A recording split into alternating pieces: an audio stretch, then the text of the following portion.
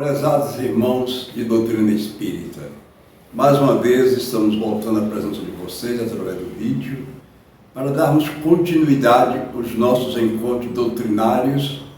Hoje, antes de iniciar a nossa exposição doutrinária, vamos apresentar, como sempre o fazemos, o fato da semana. Em 9 de outubro de 1861, é realizado o Auto de Fé de Barcelona, ato inquisitorial, quando, por ordem da Igreja Católica, através de um dos seus ministros, foram queimados em praça pública cerca de 300 livros enviados por Kardec ao livreiro espanhol Maurice Lachetret. Esse episódio ficou conhecido como o Auto de Fé de Barcelona. O nosso assunto desta semana é, digamos assim, moral espírita.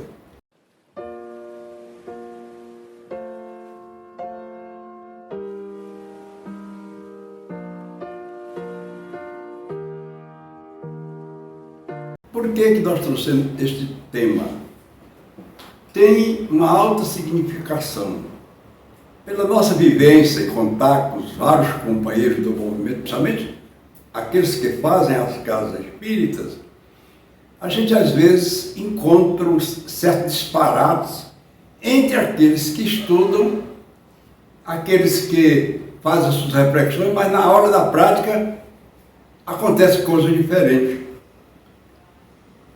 Imagino os meus queridos irmãos, de que nós encontramos nas várias peregrinações ultimamente companheiros de sociedade espírita vendendo as suas sedes para poder, com esse dinheiro, não sei fazer o quê, porque eles vendem uma sede e não constrói outra.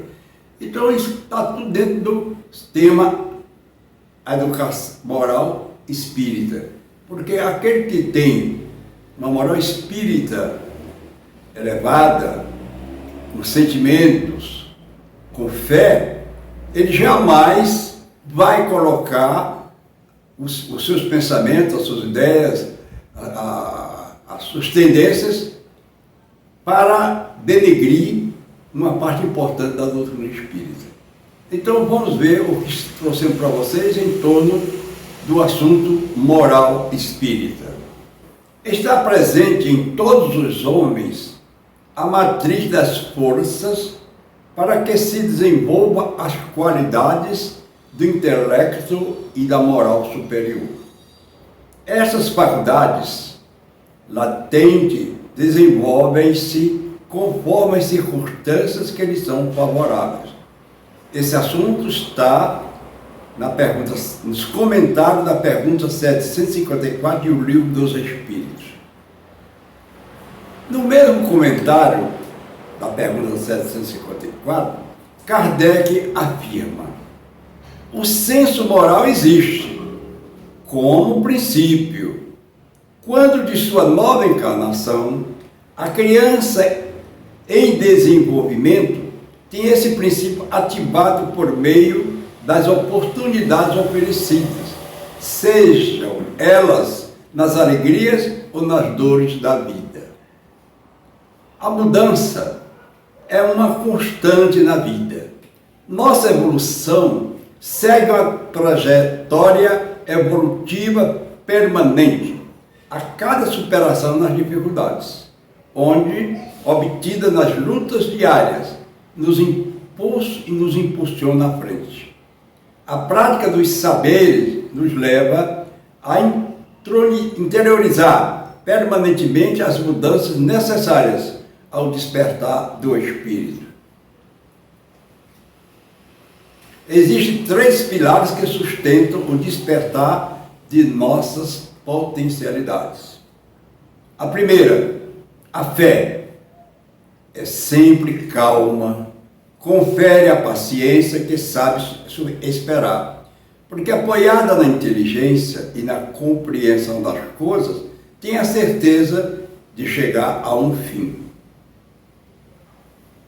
A razão, para aquele que pensa, existe racionalidade sempre que houver diálogo onde se instaure consenso entre interlocutores, sendo que a verificação prática do consenso seria a própria demonstração de que houve racionalidade. Em outras palavras, a razão é o diálogo que dá certo. O amor, como substância criadora e mantenedora do universo, constituído por essência divina, fixa com mais poder quanto mais se irradia. Nunca perece, porque não se diminui nem se enfraquece, desde que sua força reside no ato mesmo de doar-se, de tornar-se a vida. O psicólogo e pedagogo Jean Piaget, em seu livro O Julgamento Moral das Crianças, aponta 3 fases no desenvolvimento da moral. A primeira, anomia, crianças até 5 anos de idade. Geralmente a moral não se coloca com as normas de conduta sendo determinada pelas necessidades básicas. Um bebê que chora até que seja alimentado é um exemplo dessa fase. Heteronomia são as crianças na idade de 9 a 10 anos. O certo é o cumprimento da regra e qualquer interpretação diferente desta não corresponde a uma atitude correta. Autonomia, legitimação das regras. O respeito à regra é gerado por meio de acordos mútuos. É a última fase do desenvolvimento da moral. Piaget afirma que o problema da educação moral é paralelo ao da educação intelectual. Na educação moral, quanto na educação da inteligência, cobra-se o respeito entre os seres, no longo processo de condução das almas humanas, na sua autonomia moral. Para o educador Pestalozzi, o seu pensamento, já um pouquinho do Piaget, a lei humana, a moral social, não transforma os instintos básicos do homem. Apenas coíbe, impede sua manifestação. Primeiro que tudo, era mistério que eu despertasse nelas nobres e puros sentimentos morais.